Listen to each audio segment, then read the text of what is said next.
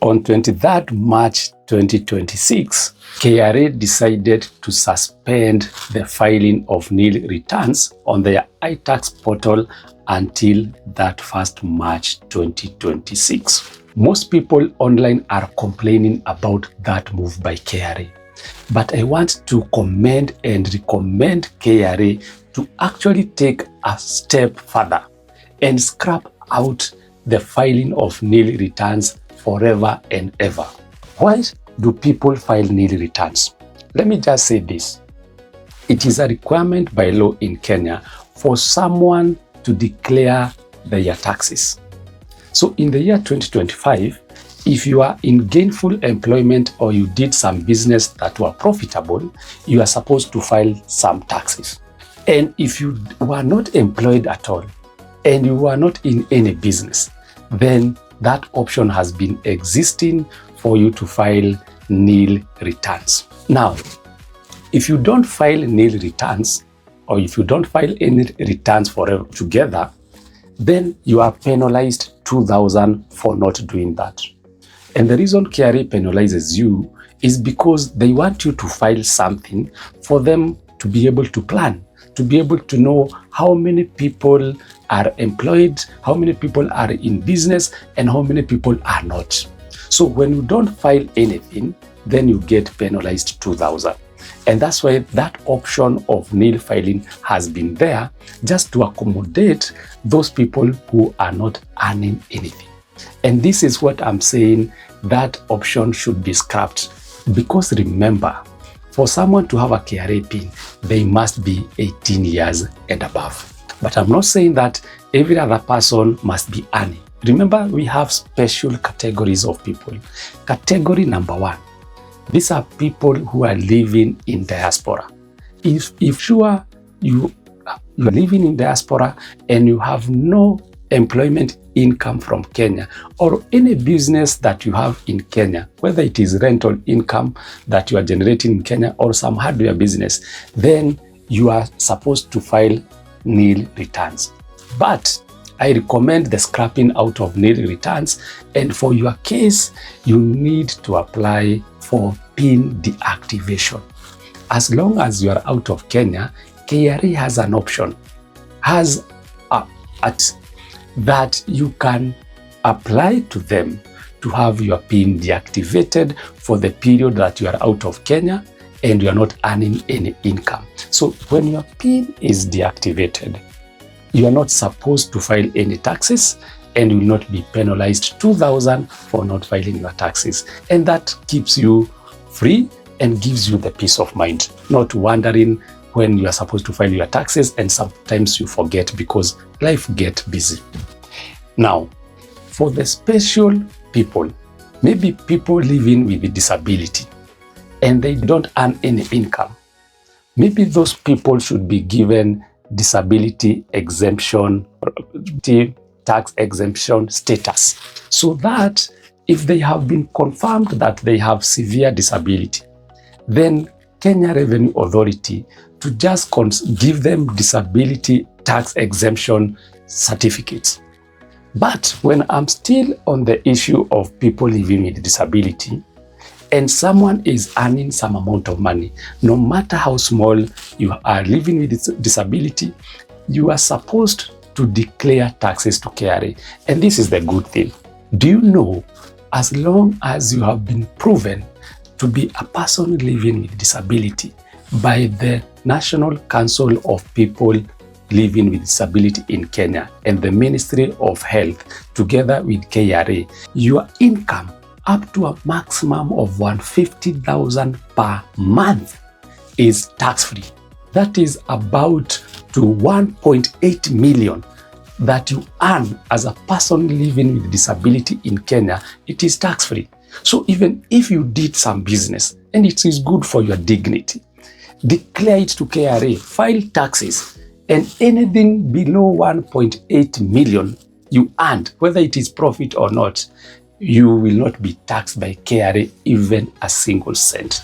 So the question is, why are people making noise when KRA has given so much leeway, so much concessions, so much discounts for anyone who is willing to comply with tax laws. Let me now come to where I'm saying the story of nil returns should be scrapped altogether. It's because any person who has a KRA PIN has been given a tax discount of 24,000 per month by KRA. Any income that you earn below 24,000 per month is tax-free. So if you're earning about 800 shillings, can you imagine 800 shillings per day? That money, KRA does not want to tax you as long as it is 800, because I'm saying 800 times 30, that is 24,000. 800. The guys who go from Jengo, the people who do border riding, the people who do beba, many people who are employed, whether they're in business or employed, but they're earning less than 800 shillings per day. That tax, that amount, that income is tax-free. So why then should you want to file nil return?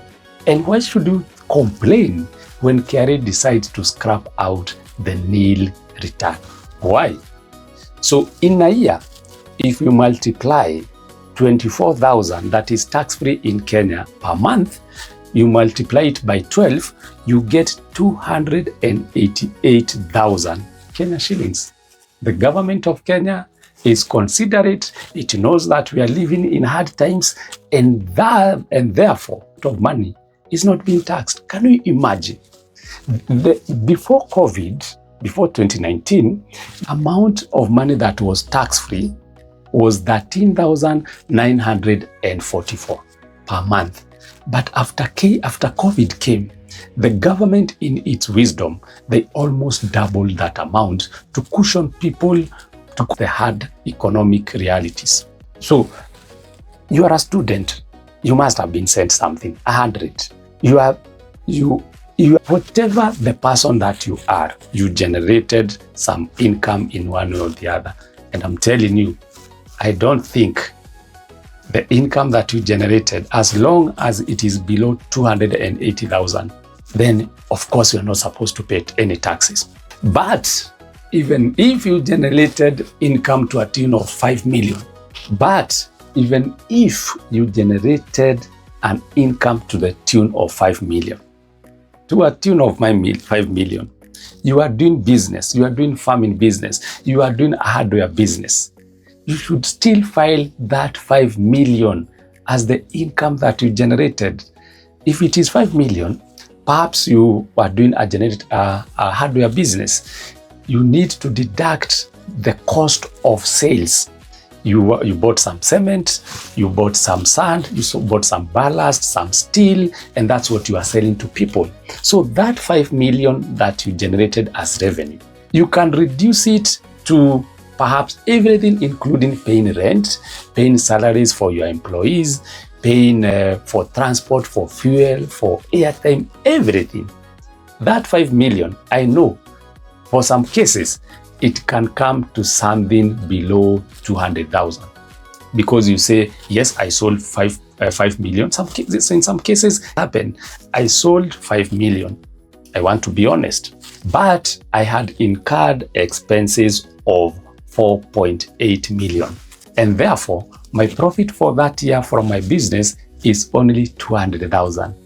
And I'm very cognizant about the Kenyan laws. Yes, my profit is 200,000 in that year. But remember, I also know that any income below 288,000 in a year is free.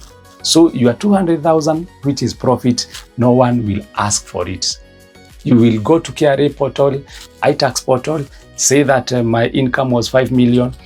I spent this 4.8 to get that income of 5 million. My profit was only 200,000, and because I'm a Kenyan, and any income below 280,000 is tax-free. By the way, let me tell you that personal tax relief is only a privilege for Kenyans. Any foreigner who is in Kenya generating some income here, you are not entitled to that personal relief. So Kenyans, you are there complaining that KRA has scrapped out the story about nil returns. Just move on. Just move on. File whatever it is, then claim a tax discount of 288,000. Is that not good enough? Remember, if you insist that you want to continue filing nil returns, KRA will be telling you, can you provide us with your bank statement so that we confirm that you did not get income that year? Can you provide us with the M-Pesa statement for 2025 so that we confirm? The story about evading taxes is slowly coming to an end. And if you are so hard, and perhaps you have a bank account somewhere, and you have KRA has told you to us, the bank statement, the M-Pesa statement, there's something that is called bank agency notice.